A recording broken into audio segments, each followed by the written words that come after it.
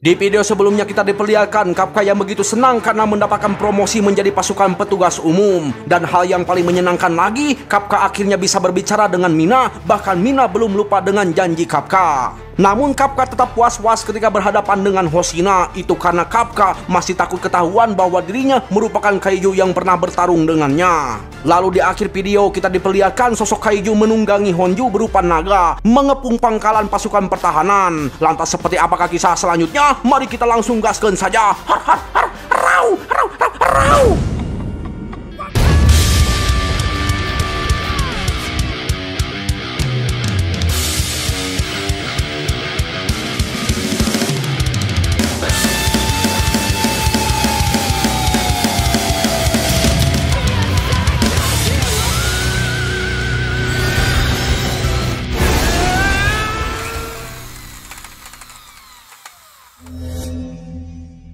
Nah, setelah itu Hoshina merenung sendirian di ruangannya, masih memikirkan perihal Kaiju nomor 8 yang bertarung dengan gaya manusia, bahkan Kaiju nomor 9 yang bisa berbicara bahasa manusia. Pokoknya mah di sini Hoshina merasa ada banyak keanehan. Sementara itu Kafka masih kepikiran omongan Hoshina yang menaruh harapan pada kekuatan 1% yang tak berguna, dan di sini Kafka berjanji akan mencari jawaban itu. Tapi tiba-tiba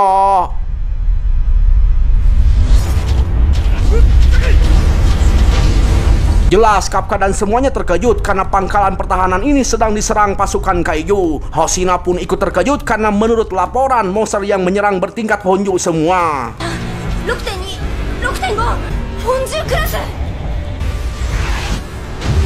Sontaklah Hoshina mulai bersiap dengan seragamnya dan langsung memerintahkan semuanya untuk bersiap dalam mode bertarung. Alhasil semuanya langsung rariweh mempersiapkan diri. Tapi di sini Hoshina agak heran kenapa tidak ada laporan penyerangan di luar pangkalan ini. Dengan kata lain, penyerangan ini hanya terjadi di dalam pangkalan yang menjadi target para monster. Ya, di sini Kafka begitu terkejut karena pangkalan ini nampak seperti lautan api alias hancur berantakan, dan monster yang menyerang merupakan Kaiju tipe Wyvern. Nah, di sini Kafka yang tahu segala Kaiju merasa aneh dengan tindakan monster tersebut. Lantas Kafka melapor pada Hoshina bahwa setahunya Kaiju tipe Wyvern akan muncul setiap setahun sekali 10 ekor. Dan hal yang paling dianehkan di sini, setahu Kafka mereka akan bertindak sendiri-sendiri. Itu artinya para Wyvern yang menyerang secara berkelompok ini ada yang memimpin. Dan benar saja tak lama kemudian muncul sosok Kaiju yang memimpin para Wyvern yang merupakan Kaiju dengan kecerdasan bahkan dianggap sangat kuat.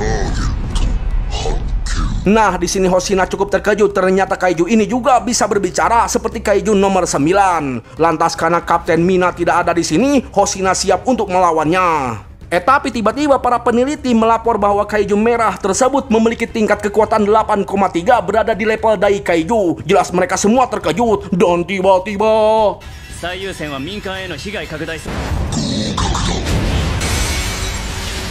ya, ternyata Kaiju merah ini memiliki kekuatan yang sangat besar, bahkan memiliki kecepatan yang sangat edan. Namun sayang Hoshina masih lebih cepat sehingga dirinya masih bisa menghindari serangan barusan. Tiba-tiba Kaiju merah mulai berteriak, memberikan sinyal pada seluruh pasukannya untuk segera menghancurkan pangkalan ini. Lalu tiba-tiba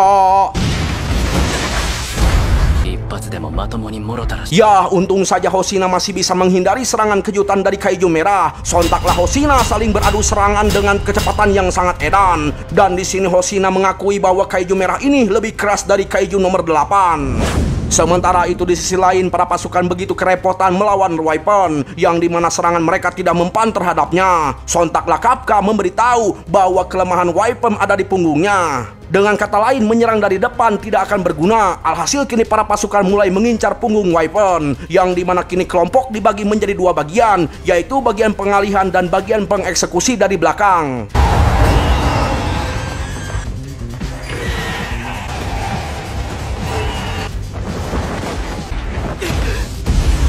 Ya, namun sayang para Wyvern nyatanya sangat pintar, bahkan saling bekerja sama melindungi satu sama lain. Alhasil kini para pasukan menjadi semakin kerepotan. Lalu tak lama kemudian Shinomiya datang memberikan kejutan pada semuanya.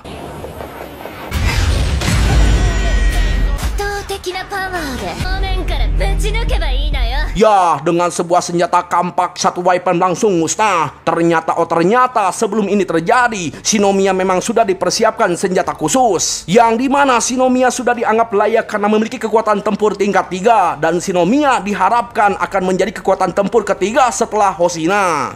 Nah, perlu diingat senjata yang dipegang Shinomiya ini cuman purwarupa. Namun meski begitu, senjata ini memiliki kekuatan tempur yang sangat edan. Dan hal yang paling penting, senjata itu berada di tangan orang yang tepat.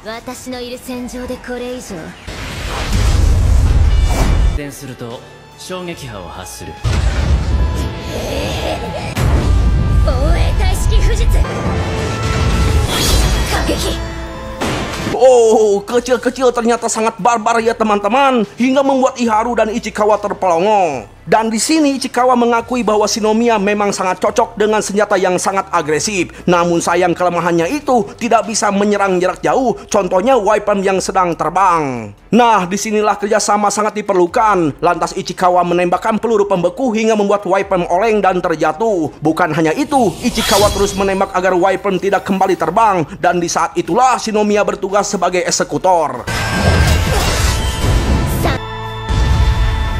Nah, baru kali ini Shinomiya meminta kerjasama dengan Ichikawa. Sementara itu Aoi dan Izumo masih tidak menyangka bahwa mereka benar-benar terbelakang dari Shinomiya. Meski begitu, mereka berdua akan tetap berusaha mengejar ketertinggalannya. Sementara itu di sisi lain lagi, Hoshina masih sibuk melawan kaiju merah yang benar-benar membuatnya kerepotan.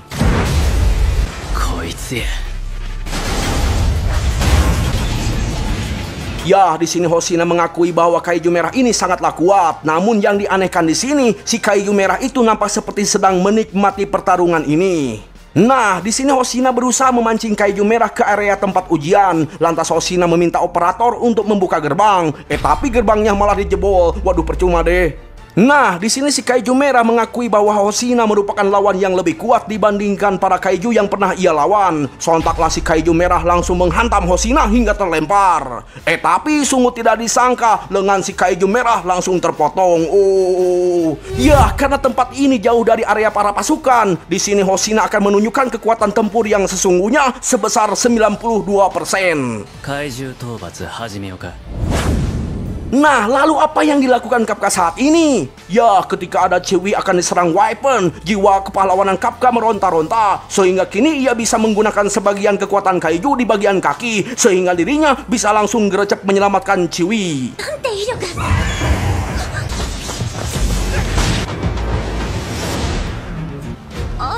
Ya, ternyata Chiwi ini bernama Minase, bro. Sama-sama Mina ternyata. Nah, di sini Minase merasa aneh. Kok bisa Kapka menggunakan seragamnya secara efisien? Jelas Kapka panik. Lalu ketika weapon akan menyerang lagi, tiba-tiba...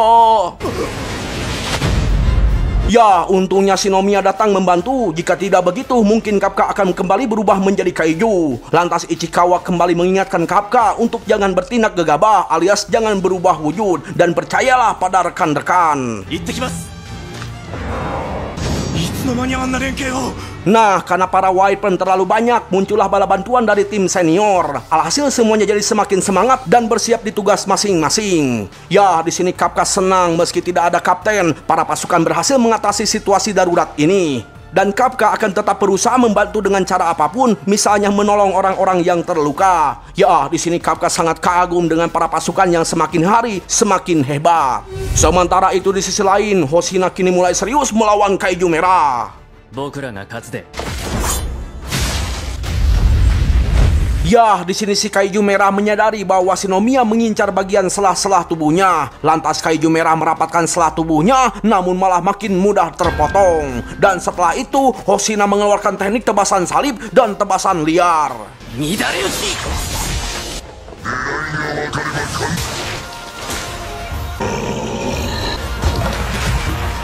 Ya, sungguh tidak disangka ternyata kaiju merah ini memiliki regenerasi yang sangat cepat, sehingga tubuhnya kembali utuh. Lantas kaiju merah kembali menyerang dan saling beradu serangan, lalu tiba-tiba...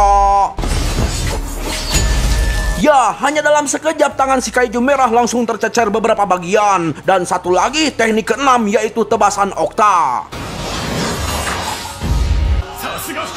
Tiba-tiba Kapka merasakan sinyal yang aneh hingga membuatnya puyeng. Bahkan Hoshina pun bilang bahwa ini belum berakhir. Dan benar saja, tiba-tiba si kaiju merah mengeluarkan gumpalan hingga membentuk ukuran yang sangat besar. Bahkan mengeluarkan sebuah asap yang memiliki suhu yang sangat tinggi. Para peneliti pun ikut panik karena tingkat kekuatannya itu makin tinggi hingga ke angka 9,0, yang ternyata si kaiju merah berubah menjadi sosok raksasa.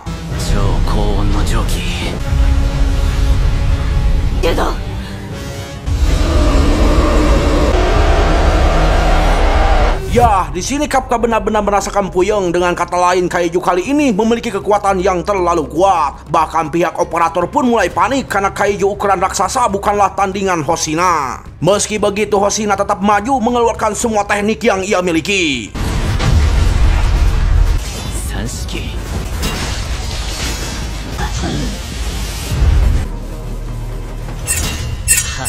Ya, benar saja serangan Hoshina benar-benar tidak berpengaruh dan ia sendiri pun menyadari. Makanya Hoshina di sini sangat membenci kaiju ukuran raksasa yang bukan tandingannya. Dan yang lebih parahnya lagi, kini Hoshina mengalami panas di tubuhnya yang dimana seragamnya itu sudah mencapai batas. Alhasil kini Hoshina hanya bisa mengulur waktu menghindari serangan Wiperm yang datang. Pihak operator pun mengingatkan Hoshina untuk tidak berlebihan karena hal itu akan membahayakan tubuh Hoshina. Ya, Hoshina di sini cukup terkejut karena Wiperm barusan menyerang dengan cara meledakkan diri layaknya bom. Dan di sini Hoshina mulai berpikir keras karena serangan maksimalnya hanya bisa dilakukan dalam waktu 1 menit saja. Lantas ketika asap menyelimuti pandangan si kaiju, Hoshina memanfaatkannya untuk lari dan sembunyi. Tapi bukan untuk kabur, melainkan ingin mengincar bagian belakang kaiju dengan serangan kejutan terakhir. Namun apa yang terjadi ketika akan menyerang? Sungguh tidak disangka si kaiju merah ternyata memiliki banyak mata di sekujur tubuhnya dan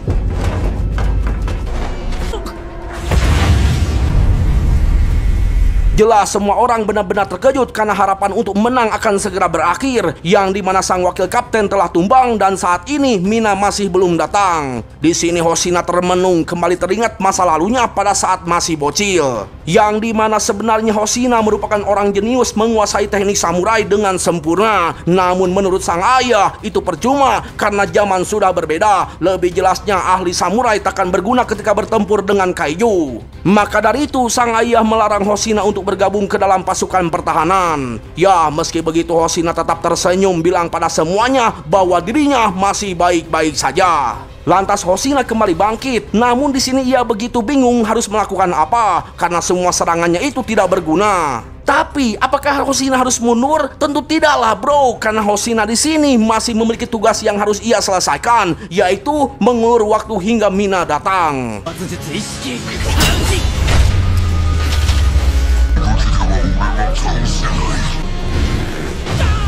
Selintas Hoshina kembali teringat orang-orang yang menolak dirinya, bahkan menganggap Hoshina tidak berguna meski kuat, karena kaiju makin sini makin berukuran besar yang tidak bisa ditebas dengan pedang kecil. Dan satu-satunya orang yang menganggap kekuatan Hoshina berguna yaitu Mina, yang dimana Mina menerima Hoshina sebagai wakil kapten karena menurutnya kekuatan Hoshina akan membantu ketika berhadapan dengan kaiju berukuran kecil. Dan serangan jarak dekatnya itu akan membukakan celah bagi Mina. Lebih jelasnya, menurut Mina kelebihan kita akan saling menutupi kelemahan kita masing-masing. Maka dari itu saat ini Hoshina akan menjaga markas sampai titik darah penghabisan di saat Mina tidak ada di sini.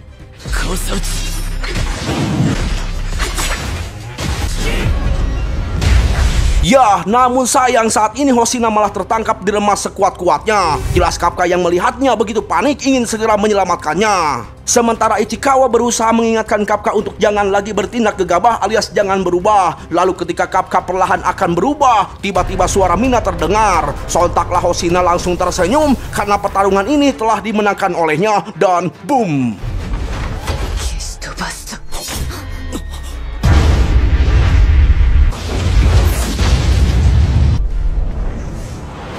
Ya, di sini semuanya melapor bahwa kaiju merah memiliki regenerasi yang sangat cepat dan memiliki pasukan Wiperm. Para operator pun memberitahu bahwa kaiju merah memiliki organ vital di bagian punggung. Lantas agar Mina bisa membidik, Hoshina kembali bertindak untuk membukakan celah. Jelas para operator panik karena jika begitu terus, tubuh Hoshina akan semakin parah karena seragamnya itu sudah mencapai batas. Lalu tak lama kemudian Shinomiya datang membantu. Namun sayang serangannya itu tidak mempan sedikit pun, yang ada Shinomiya malah balik terpental. Disinilah Hoshina memiliki ide yang dimana Hoshina akan membelah kulitnya agar Shinomiya bisa menembus daging kaiju merah.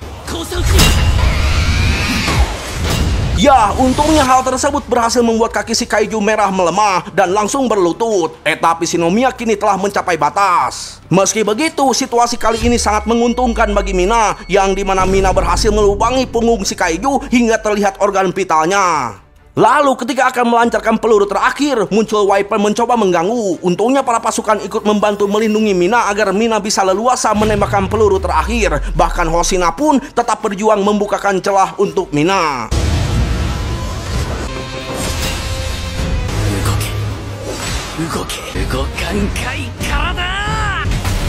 Ya, di sini Hoshina benar-benar mengerahkan seluruh kemampuannya. Namun sayang Hoshina kehabisan energi dan akan segera dicapluk. Di saat itulah Mina bersiap menembak sambil mengucapkan terima kasih dan bersyukur memiliki wakil kapten seperti Hoshina.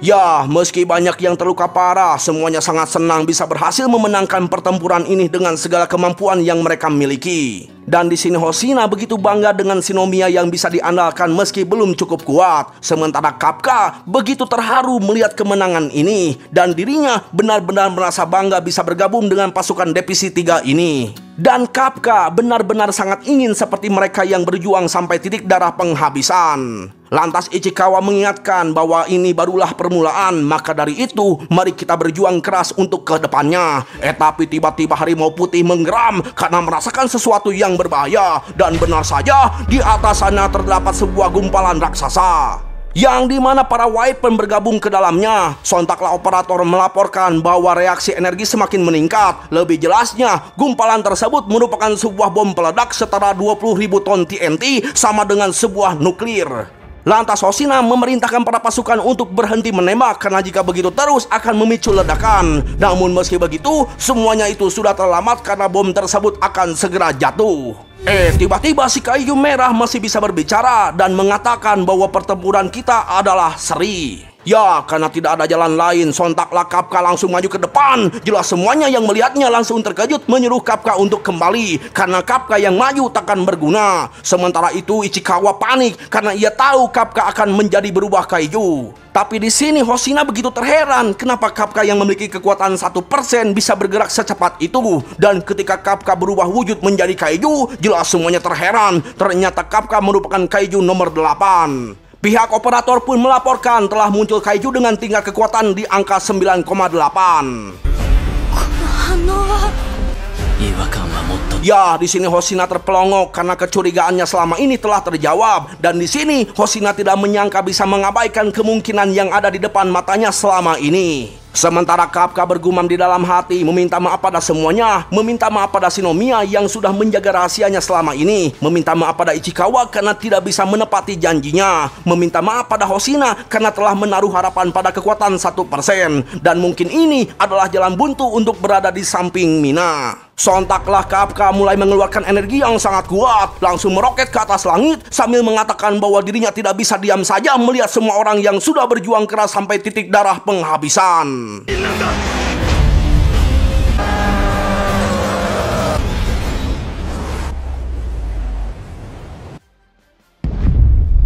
Ya, ketika ledakan terjadi, Kapka tetap berdiri kokoh melindungi dua pasukan di belakangnya. Namun seluruh tubuhnya itu terasa mati rasa. Itu karena saat ini Kapka sudah terlanjur ketahuan bisa berubah menjadi wujud kaiju. Dan benar saja, meski Kapka adalah teman semasa kecil, Mina sebagai pasukan pertahanan takkan mungkin mengabaikan kaiju di hadapannya. Dengan kata lain, Kapka akan ditangkap.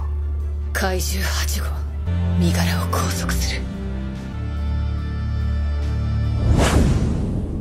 Wow, serius, ini anime keren banget bro. Secara keseluruhan benar-benar keren banget. Dan yang pastinya ini anime benar-benar bikin gue penasaran pengen lihat bagaimana kelanjutannya. Pokoknya mah anime ini harus lanjut sampai akhir ya bro. Ya jadi ya jadi Yang artinya halo para pemirsa yang budiman dan baik hati, jangan lupa like dan subscribe-nya ya supaya Bang Ultranya makin semangat untuk membuat konten-konten terbarunya. Pokoknya mah setiap konten yang ditonton ambil baiknya, buang buruknya. Terima kasih telah menonton. Sayonara, goodbye. Ingat jangan lupa bahagia ya pemirsa.